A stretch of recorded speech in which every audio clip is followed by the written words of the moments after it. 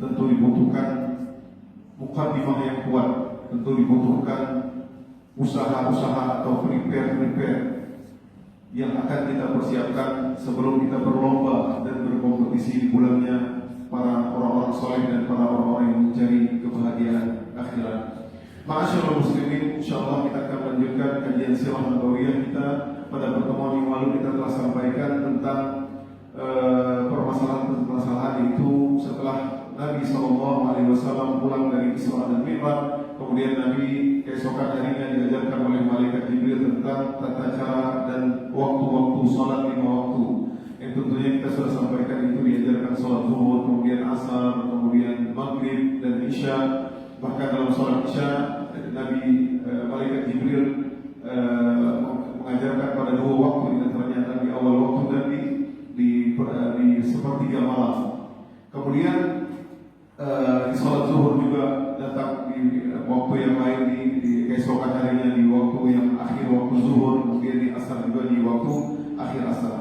Nah, ma'asyiral muslimin sidang jamaah Jumat subuh yang dirahmati Allah Subhanahu wa taala adalah ketika masih di kota Mekah, yaitu di tahun-tahun sebelum kenabian tersebut, antara 10 dan 11 kenabian, yaitu Nabi SAW masih melaksanakan sholat 2 rakaat. Semua sholat tersebut adalah 2 rakaat. Artinya zuhur 2 rakaat, yang sholat 4 rakaat masih 2 rakaat, zuhur 2 rakaat, asar 2 rakaat, dan isya 2 rakaat. Kecuali sholat subuh mungkin disingkat menjadi 1 rakaat, dan sholat maghrib tetap di 3 rakaat. Aisyah radhiyallahu anha pernah berkata, "Fardallahu sholat hina fardaha raka'atin fil hadar." Itu ketika di awal-awal diperintahkan salat 5 waktu kepada Nabi Muhammad SAW, dan Nabi menyampaikan kepada sahabat-sahabatnya itu 2 rakaat semuanya, kecuali salat maghrib dan salat subuh tetap 2 rakaat. Wasafar wazida fi salatil hadar. Kemudian pada nanti ketika di Madinah, barulah nanti ketika para muslim sudah tenang di kota Madinah, ya, maka mereka melaksanakan salat zuhur dan asar dan isya menjadi 4 rakaat. Dalam riwayat yang lain, furidat salat raka'atain thumma hajara Nabi sallallahu alaihi wasallam fa furidat arba'an wa tulikat salat as-safar 'ala al-ula.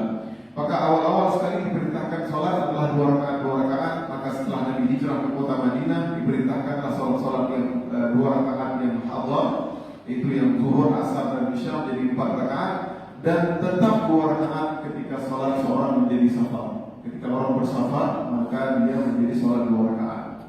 Artinya seorang yang dalam ayat Al-Quran, turunlah ayat Al-Quran di antaranya adalah wa idza darabtum fil ardi falaysa 'alaykum junahun an taqsuru minas shalah. Kalau kalian bersafar, maka tidak dosa bagi kalian untuk mengqasar salat. Artinya 2 rakaat itu salat zuhur, asar dan salat isya. Nah, para ulama mengatakan maka lebih utama ketika seorang bersafar dia mengqasarkan salat, artinya mengambil rukhsah daripada dia mempertahankan untuk salat 4 waktu, dan itu tentu banyak pembahasannya. Ma'asyiral muslimin sidang jamaah subuh Jumat yang dirahmati Allah Subhanahu wa taala. Kemudian setelah difardukan salat, maka Nabi sallallahu alaihi wasallam tetap menghadap ke Baitul Maqdis. Jadi awal-awal kiblat tersebut adalah menghadap ke Baitul Maqdis. Nah, jadi Nabi SAW menghadap ke Baitul Maqdis antara 16 bulan atau 17 bulan yang artinya terus menghadap Baitul Maqdis. Ya, ketika Nabi SAW di Mekah, ya, kalau di Ka'bah ini kita bisa menghadap Ka'bah tapi arah ke Baitul Maqdis, karena Ka'bah adalah di tengah-tengah. Kita bisa sholat dari sini, dari kanan, kiri, dari. Nah, apabila Nabi SAW menghadap Baitul Maqdis, maka Nabi sholatnya dekat dengan Hajarul Aswad, ya, dan Rukun Yamani. Jadi sholat di situ. Nah, tentu menghadap ke Baitul Maqdis. Nah, jadi inilah sholat awal-awal sekali, yaitu Nabi SAW menghadap ke Baitul Maqdis, bukan ke Ka'bah. Nah, jadi ini perlu diketahui oleh kita semua bahwasanya awal-awal sekali menghadap adalah ke Baitul Maqdis. Oleh karenanya, ketika dan ini tentu sebagian orang-orang Yahudi mengetahui, ya, bahkan ketika di Madinah terlebih lagi, ya, kalau seandainya Nabi menghadap ke Baitul Maqdis, maka semakin keren orang Madinah, orang Yahudi, mereka Muhammad aja menghadap ke Baitul Maqdis. Ini kan tempat para nabi-nabi kami. Jadi mereka semakin sombongnya mereka. Jadi ketika Nabi SAW sampai ke Madinah sekitar 16 bulan atau 17 bulan itu masih menghadap Baitul Maqdis. Nah permasalahannya adalah ketika di kota Mekah Nabi bisa memelintirkan menghadap Ka'bah, itu orang nggak tahu kalau sebenarnya Nabi menghadap Baitul Maqdis. Ya, jadi jadi Nabi lebih senang dan Nabi lebih condong untuk menghadap Ka'bah. Ya, biar berbeda dengan orang Yahudi. Nah, ketika di Madinah, kondisi ini tidak bisa lagi dibuat karena di sana tidak ada Ka'bah. Ya, jadi ketika Nabi di Madinah, sedangkan Baitul Maqdis menghadap utara, ya, sedangkan Ka'bah di selatan. Utara selatan ini kebalikan 180 derajat. Ya, jadi Nabi harus menghadap ke Baitul Maqdis. Nah, jadi Nabi berharap kapan kiblat ini berpindah. Ya. Tapi Nabi tidak sebutkan ya Allah pindahkanlah kiblat ke Ka'bah. Nabi tidak sebutkan, tapi Allah tahu isi hati Nabi. Nabi sesekali terkadang menengadah ke langit, melihat ke langit. Maksud Nabi pengen ya Allah pindahkanlah ke Ka'bah. Maka kemudian turunlah ayat Al-Quran. Qad nara taqalluba wajhika fis sama'. Kami tahu kamu berbolak-balik melihat ke langit. Falanuwalliyannaka qiblatan tardaha. Maka sekarang kiblatlah, ya, salatlah ke kiblat yang kamu suka, yaitu ke Ka'bah. Fawalli wajhaka syatral masjidil haram wa haitsu ma kuntum fawallu wujuhakum syatra. Maka sekarang menghadaplah kalian ke Ka'bah. Oleh karenanya senanglah Nabi Muhammad sallallahu alaihi wasallam. Ma'asyiral muslimin sidang jamaah subuh yang dirahmati Allah Subhanahu wa taala. Ketika peristiwa tahwilul kiblat ataupun kiblatnya dari Baitul Maqdis ke Ka'bah, maka saat itu terjadi ketika Nabi SAW sedang mengunjungi orang sakit, para sahabatnya yang sakit ada di Bani Salimah. Ya, kemudian Nabi sholat di situ dengan yang kita kenal hari ini ketika orang pergi haji, yaitu di Masjid Qiblatain. Nah, Nabi waktu itu sedang sholat zuhur, ya, sedang sholat zuhur. Nah, hadirin ya, luar biasa. Ini ketika sholat zuhur, ketika pindah kiblat ini bagaimana? Ya, ini kan yang kalau 90 derajat filmnya ataupun 30 derajat, ini 180 derajat, ini dari depan ke belakang. Ya, bagaimana Ustaz sholatnya? Lega langkah, 4 langkah, 5 langkah, apakah langsung bolak seperti itu? Ya, tidak dijelaskan. Ya. Tapi intinya pindahkan, dan para sahabat dan Nabi SAW tidak ribut. Ya, ketika langsung lagi sholat, ya, mau Nabi 2 kali putar ke belakang seperti itu. Jadi intinya dari menghadap seperti tadi kita sholat menghadap ke sini, kemudian langsung ke belakang seperti itu. Terus bagaimana? Apakah ribut jamaah? Apakah tidak kembali pusat? Apakah nanti? Ya, tidak dijelaskan, ya, tidak dijelaskan oleh para ulama. Intinya mereka langsung berputar. Itu Nabi SAW langsung berputar kiblat ke arah Masjidil Haram, yaitu ke Ka'bah ketika lagi sholat zuhur. Dan keesokan harinya, ketika Nabi SAW tiba di Mekah, di Yasrib, di Madinah, maka Nabi sudah mulai untuk sholat menghadap Ka'bah. Dan sebagian sahabat di Masjid Quba mereka tidak tahu, ya, tidak tahu. Ada yang menyeletuk, ala innal qiblah qad huwilat. Maka mereka mengatakan ketika mereka lagi sholat, lagi rukuk sholat subuh, lagi rukuk pada sholat subuh, ya, lagi rukuk sholat subuh, ala innal qiblat qad huwilat. Maka para sahabat menyeletuk, berteriak di antaranya, semuanya kiblat telah dipindahkan dari Masjid Baitul Maqdis ke Masjidil Haram. Ya, maka bagaimana ini lebih parah lagi ketika rukuk pindah putar balik, lebih susah lagi. Nah, tapi inilah yang terjadi. Para sahabat tidak ribut seperti kita, ya. Nah, jadi kalau kita udah sebagian mereka tetap melanjutkan sholat mereka. Oleh karenanya inilah di antara peristiwa tahwilul kiblat, itu pemindahan kiblat di antara, dan Nabi menginginkan tentunya untuk menghadap kiblat ke Ka'bah. Kemudian di antara peristiwa berikutnya setelah Isra dan Mi'raj, itu peristiwa yang sangat mukjizat, ya, yang sangat luar biasa yang dilakukan oleh Nabi Muhammad SAW, yaitu diriwayatkan dari hadis Anas bin Malik radhiyallahu anhu berkata, "Anna ahla Makkah sa'alu Rasulullah sallallahu alaihi wasallam ayyuriyahum ayat." Sungguh orang-orang Makkah itu udah terlalu keterlaluan, ya. Dia minta lagi tanda, apa lagi tanda? Ayat, apa lagi tanda? ya. Fa'arahumul qamar syaqqatain hatta ra'aw hira bainahuma, maka mereka melihat tiba-tiba bulan terbelah menjadi dua, dan di antara gua Hira ada sebelah di sini dan sebelah di sana. Jadi mereka melihat langsung itu. Ya, mereka melihat langsung bulan terbelah. Ya, dalam riwayat yang lain, saat ahlu Makkah dikatakan oleh Anas, Nabi SAW ayat. Mereka bertanya mohon kepada Nabi tanda-tanda bukti kenabian. Maka turunlah ayat Al-Quran. Fansyaqqal qamar bi Makkah marratain. Maka terbelahnya bulan di Mekah dua kali. Maka turunlah ayat Al-Quran. Iqtarabatis sa'atu wansyaqqal qamar. Telah dekat hari kiamat dan bulan telah terbelah. Surah Al-Qamar. Iqtarabatis sa'atu wansyaqqal qamar. Wa in yaraw ayatan yu'ridu wa yaqulu sihrun mustamir. Wa in yaraw ayatan, tak kala orang-orang musyrikin Arab melihat tanda-tanda terbelahnya bulan tersebut, yaqulu sihrun mustamir, mereka berkata ini adalah sihir yang berkelanjutan. Ini bukan dilihat sihir ini, kemarin sihir, semua sihir. Ini Muhammad telah menyihir kita. Dalam riwayat yang lain, riwayat Ibnu Mas'ud, bahwasanya insyaqqal qamar wa nahnu bi Mina, kata Ibnu Mas'ud, telah terbelahnya bulan dan kami berada di kota Mina bersama Nabi Muhammad SAW. Faqala ishhadu wa dhahabat firqatun nahwa al-jibal, maka saksikanlah, maka bulan tersebut pun terbelah melalui dan kelihatan dari perpisahannya antara gunung-gunung. Dalam riwayat yang lain dikatakan mereka mengatakan hadza sihrun saharakumuhu ibnu Abi Kafsyah. Ini adalah sihir yang telah disihir oleh Ibnu Kafsyah, Nabi Muhammad SAW. Fasalu sufa.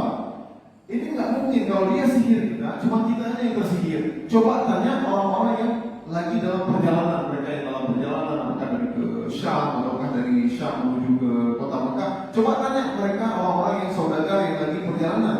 Hina yaqdamuna alaikum, kalau mereka sampai ke Mekah, tanyakan kepada mereka, fa in kana mithlu ma ra'aitu faqad sadaq.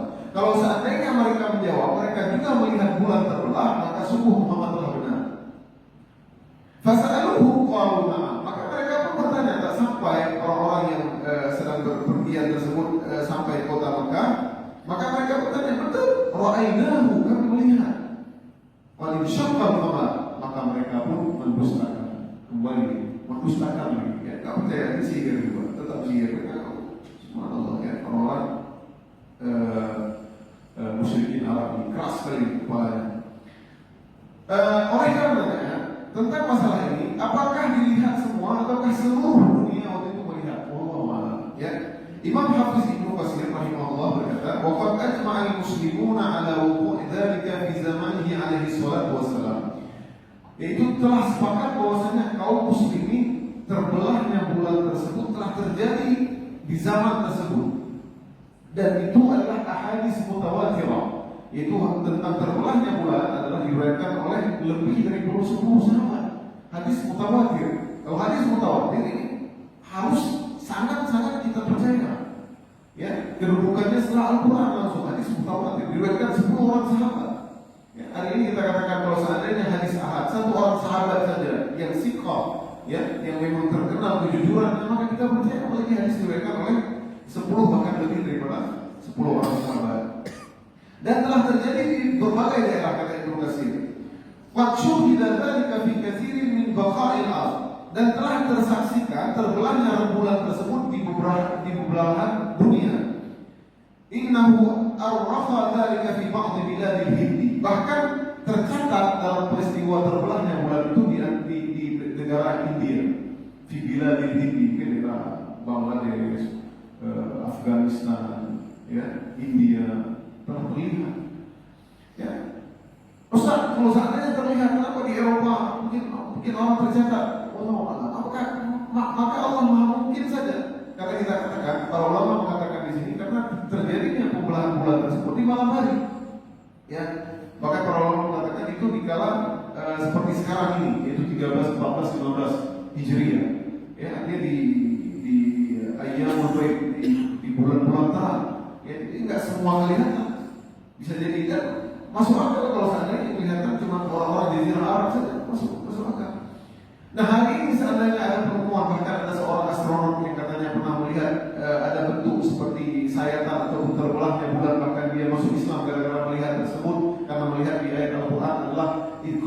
as-sa'atu wa syaqqal qamar. Al-Quran mengakui, maka secara sains pun betul rembulan pernah terbelah dan dia masuk Islam. Allah maha kita.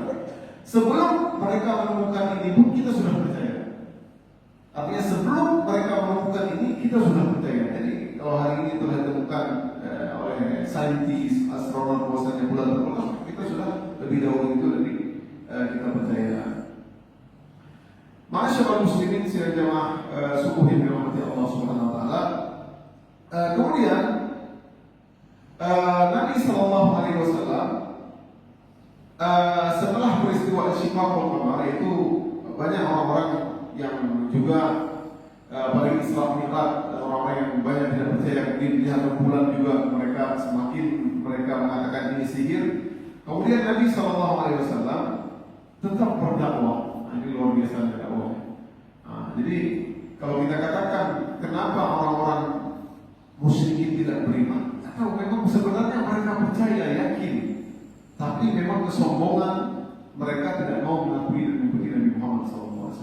Karena permintaan umat-umat Nabi dahulu semua permintaan yang sebenarnya tidak masuk akal. Makanya mukjizat amrun khariqul ada. Mukjizat itu adalah perkara yang nalar manusia, logika manusia tidak bisa menangkapnya. Seperti Isra Mi'raj, zaman itu belum ada apa-apa, ya, belum ada apa-apa, jadi nggak mungkin terjadi seperti itu. Bahkan mereka di antara misalkan contoh mukjizat Nabi Saleh, ya, bagaimana umat Nabi Saleh itu meminta permintaan yang menurut mereka ini Saleh ini tidak mungkin mengabulkan permintaan kita. Wahai Saleh, kami beriman kepada kamu Saleh, kalau kamu mendatangkan di bawah batu itu, di bawah batu, ya, di dalam batu tersebut ada unta yang keluar yang bunting 9 bulan, kemudian unta tersebut bisa memberi kami susu setiap hari. Kemudian unta itu keluar, unta yang bisa semua. Sebenarnya tidak mungkin terjadi, tapi keluar mereka menyaksikan semua terbelahnya pun. Kemudian mereka minum setiap pagi, mereka ambil dalam tafsir mereka minum, kemudian mereka kenyang, mereka membuat makar, bahkan mereka membunuh itu unta tersebut. Jadi seperti itu permintaan yang tidak mungkin dan terjadi, itulah mukjizat. Oleh karenanya orang-orang musyrikin memang subhanallah ya, benarlah hidayah tidak dapat dibeli. Wa ma anta tahdil umya an dhalalati, dan karena engkau Muhammad sebelum memberikan hidayah, ya, maka dalam ayat yang lain innaka la tahdi man ahbabta walakinna Allah yahdi man yasha. Semuanya engkau Muhammad tidak bisa memberikan hidayah walaupun engkau cintai itu orang, walaupun tamanmu sendiri, walaupun kerabatmu sendiri, tapi Allah lah yang memberikan hidayah. Kemudian setelah ini Nabi SAW terus berdakwah, ya. Tsumma qadama Rasulullah Makkah wa qawmuhu ashadda ma kanu alaihi min khilafi wa firaqi. Jadi mereka semakin apa ya? Semakin berat gangguannya kepada Nabi Muhammad SAW. Nabi SAW tidak berhenti berdakwah, ya. Bahkan Nabi SAW memanfaatkan waktu-waktu, ya, memanfaatkan waktu-waktu, terutama waktu-waktu di musim haji. Nah, jadi kita sudah katakan di awal-awal pertemuan yang lalu, artinya walaupun mereka orang-orang penyembah berhala, mereka orang-orang musyrik, orang-orang kafir, orang-orang dari Madinah, dari Yaman, ya, itu mereka semua itu karena mereka membekas masih agama Nabi Ibrahim. Cuma mereka sudah mengadakan pembaharuan, artinya telah mengadakan berhala-berhala dan lain-lain, apalagi orang-orang Mekah yang dengan hawa nafsu mereka. Jadi mereka setiap musim haji mereka pergi ke Mekah. Nah, makanya kalau kita katakan kenapa banyak faktor kenapa orang-orang Mekah musyrikin Arab terutama pembesar-pembesar tidak mau ikut kepada Nabi Muhammad SAW. Karena di antaranya adalah faktor ekonomi. Faktor ekonomi, faktor Mekah dilakukan. Padahal kalau ikut Nabi, semua terangkat. Nabi menjadi orang hebat, orang-orang sahabat-sahabat Nabi, orang Quraisy menjadi mulia. Ya. Nyatanya ternyata setelah meninggalnya Abu Jahal, Umayyah bin Khalaf ketika perang Badar, subhanallah hari ini siapa tidak boleh orang di Mekah. Nah, Nabi terus melanjutkan walaupun diburuk-burukkan, dijelek-jelekkan, bahkan setiap orang-orang yang pergi haji, maka mereka di kampung-kampung mereka di Yaman, di Madinah, di mana-mana pun mereka sudah mendengar bahwasanya nanti kalau sampai ke Mekah, jangan sesekali kamu mendengar ada seorang bulan, ya, yaitu Muhammad, ya, syabun ya, yaitu gulam syabun, ada seorang anak muda, ya, orang yang nanti dia akan menyerukan dan memecah belahkan agama kalian. Jangan dengar ya. Nah, jadi mereka sudah tahu tentang Muhammad, dimanapun mereka datang, mereka sudah tahu, ya, bahwasanya jangan pernah dengar-dengar tentang apa yang disampaikan oleh Muhammad tersebut. Jadi Abu Jahal itu provokasi dan macam-macamnya. Bahkan Nabi SAW ketika berdakwah tersebut diriwayatkan seperti diriwayatkan oleh Rabi'ah bin Abad ad-Dibi, Nabi SAW nggak hanya berdakwah di Ka'bah saja, bahkan Nabi masuk ke pasar dan keluar lorong pasar. Kata beliau, "Ra'aitu Rasulullah sallallahu alaihi wasallam basara aini bi suqi dzil majaz." Aku melihat Rasulullah SAW berdakwah langsung di pasar-pasar. Ini luar biasa ini. Kalau hari ini ada yang lagi berdakwah, ayo sholat, sudah waktu sholat, dakwah di pasar ya. Pasar di pasar Aceh, kalau sholat. Kalau hari ini, kalau muslim ada yang berdakwah, saya muslim. Ya, kalau zaman dahulu mungkin sholat, kemudian kalau zaman Nabi mendakwakan tauhid.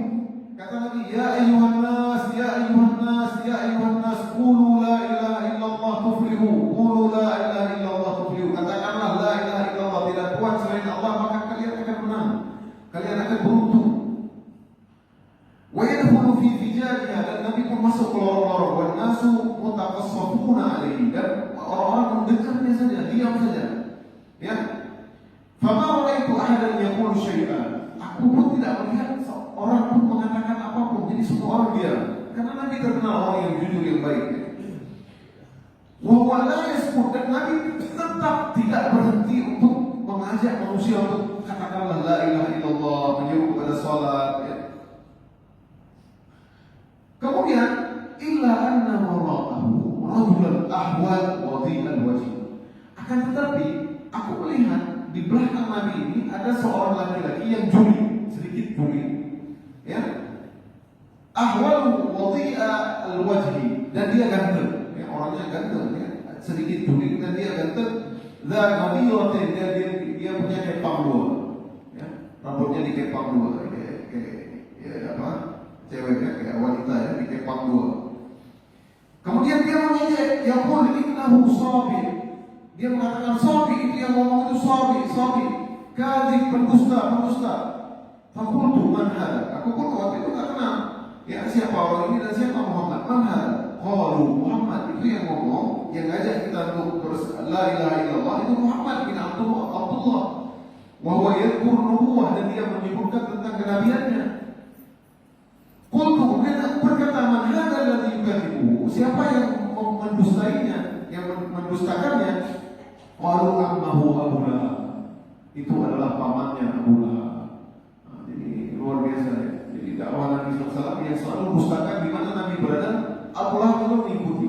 Ya, bahkan dalam riwayat ada yang mengatakan Abu Jahal melempari pasir, selalu ada yang melempari pasir ke mukanya Nabi. Kaza, penipu, sabi. Ya, tapi yang benar adalah itu adalah Abu Lahab. Ini tentu ujian yang besar di sisi Nabi SAW. Ya. Seandainya beliau berdakwah, yang dustakan bukan orang lain, bahkan pamannya sendiri yang amat berat mendustakan Nabi Sallallahu Alaihi Wasallam. Ma'asyiral muslimin, sedang jemaah subuh yang dirahmati Allah Subhanahu Wa Taala.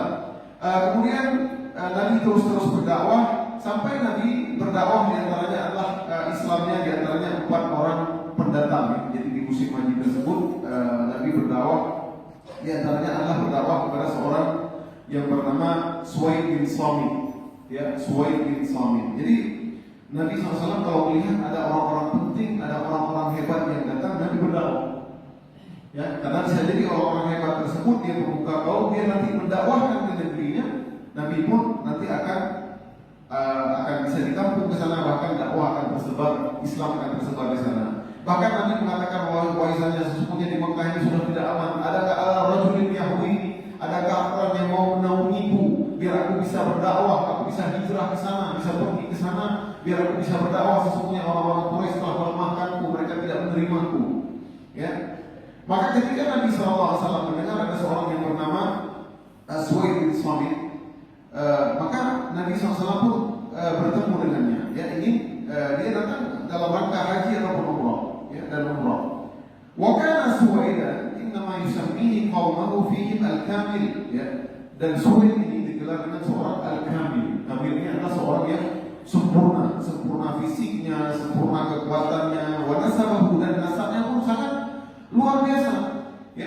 kisahnya sangat luar biasa. Insyaallah pada pertemuan ini kita selesaikan dengan kisah Suhaib bin Thabit.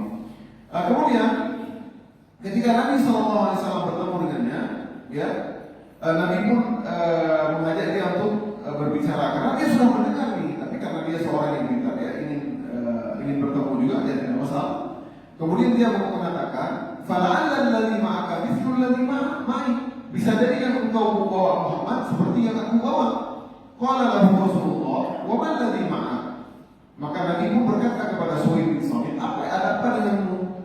Qala majallatu Luqman, yakni hikmatul Luqman. Dia memiliki sahifah ataupun kertas-kertas, yaitu lembaran-lembaran yang berisi dengan penuh hikmah-hikmah Luqman. Ya, hikmah-hikmah Luqman, ya. Hari ini kita ada surah Luqman, ya, tapi mungkin ini apa katanya wallahu kita nggak tahu, ya. Kemudian Nabi SAW ha alayya, maka Nabi pun silahkan baca kepadaku. Maka Nabi pun mendengarkannya. Faqala lahu inna hadha kalamun hasan walladhi ma'i afdalu min hadha. Ini adalah perkataan yang sangat mulia, tapi di sisiku ada yang lebih mulia dari ini, kata Nabi. Qur'anun anzalahu Allah Ta'ala alayya huwa hudan wa nur. Ini adalah Al-Quran yang Allah turun kepadaku, yaitu petunjuk dan dia adalah cahaya. Fatala Rasulullah SAW Quran, maka Rasulullah pun membaca Al-Quran. Wada'ahu ila Islam falam yam'at minhu, maka dia menyeru kepada dia masuk kepada Islam. Maka si Suhaib bin Thabit ini masih pending, dia masih ragu-ragu, dia masih belum masuk Islam, ya. Tapi kemudian dia berkata, inna hadza qaulun hasan. Seperti Nabi mengatakan, ini adalah perkataan yang ajaib, yang mulia, yang bagus. Ya, summa sarfa anhu, maka dia pun kembali ke negerinya. Faqadimal Madinah ala qaumi, maka dia kembali ke kampungnya. Falam yalbas illa an qataltahu al-Khazraj, maka tidak lama kemudian dia pun terbunuh ketika berperang dengan kaum Khazraj, ya. Artinya dia pun meninggal dunia sebelum apakah makanya Suhaib bin Thabit ini diragukan keislamannya, apakah dia termasuk sahabat Nabi atau tidak. Namun ketika dia meninggal, para sahabat-sahabatnya mengatakan, inna lanarahu qad qutila wa huwa muslim. Kami melihat si Suhaib ketika berperang, ya, dia meninggal dalam keadaan muslim. Wa kana qatlahu qabla yaum Mu'az, maka dia terbunuh sebelum terjadi peristiwa Mu'az. Itu perang Mu'az adalah perang yang besar antara suku Aus dan Khazraj. Kita tahu di Madinah ada suku besar, yaitu suku Aus dan Khazraj. Tapi mereka sebenarnya satu nenek, ya, satu nenek mereka, ya.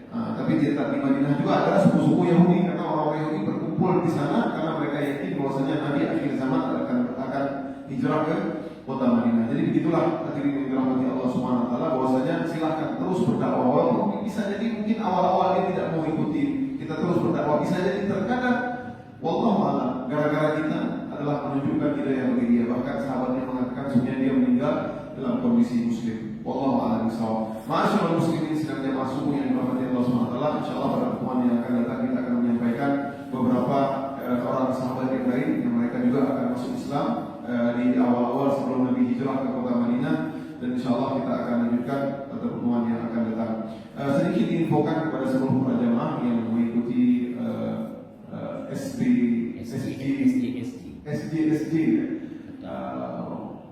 One Juz One Jumat, satu Juz satu Jumat, ya.